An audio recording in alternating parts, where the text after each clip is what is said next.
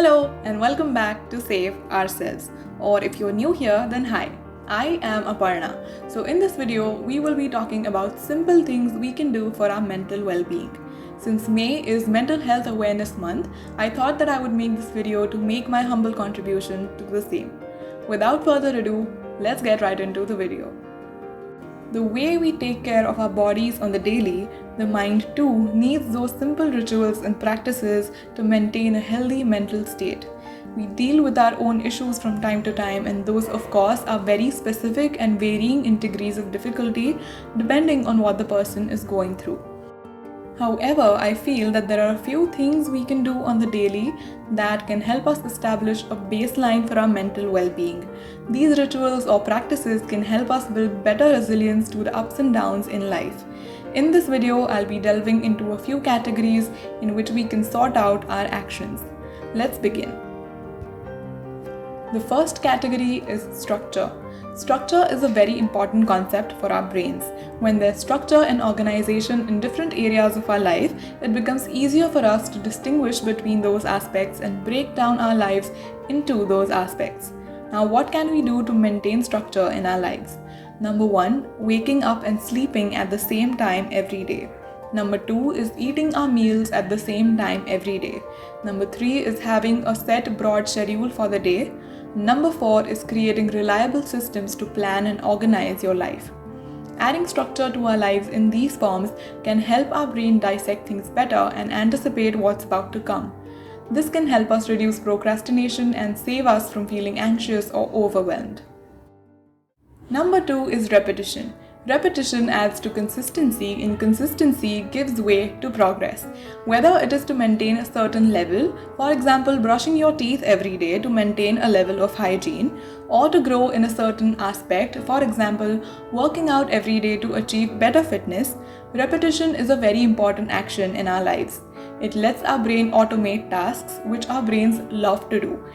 And that can help in easier habit building and can ensure that our habits stick. Now, what can we do to maintain repetition in our lives? Number 1 is deciding on things that are important to you to be done on a daily basis, such as journaling or working out, your hobbies, etc. Now, these become the non-negotiables in your life. Number 2 is allotting a certain time of the day to perform those things. Number 3 is choosing to show up for those things even when you're feeling a little sluggish or lazy.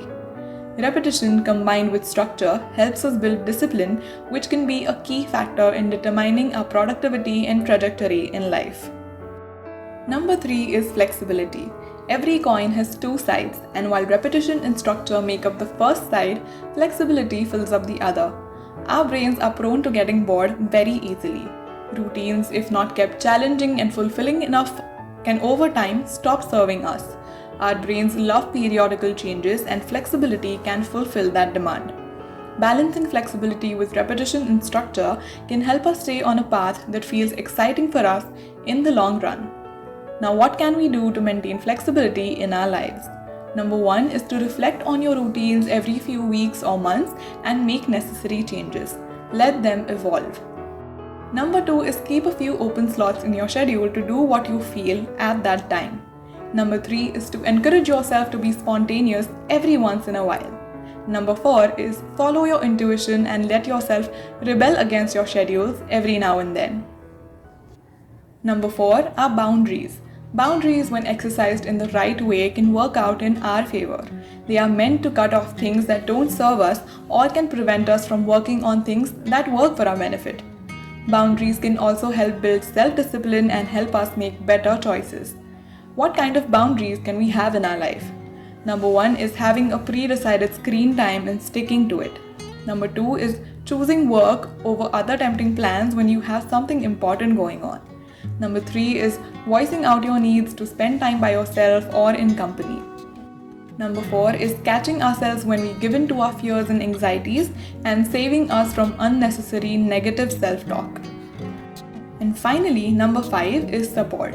We are all social creatures and we thrive in our own communities. Our friends, families, and the people in our life contribute to our well-being tremendously. We all need support in our own ways to grow and maintain a sense of well-being.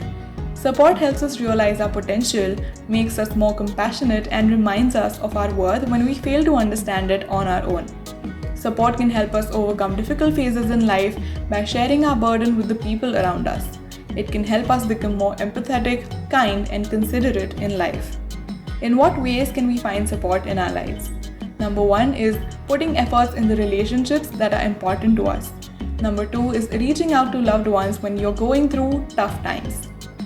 Number 3 is being there for the people around you during their difficult times. And number 4 is being in company of the people who add value to your life. Now I hope that these 5 categories were useful for you and that you found some kind of takeaway from this video. If you did, please give it a thumbs up and consider subscribing to the Save Ourselves YouTube channel. If you liked it, please consider sharing it with your friends and family. And there's of course a blog post that goes along with this video and it's linked in the description below. There will also be related content on the Instagram page, so make sure you follow that as well. I'll see you next week. Take care of yourselves. Bye bye.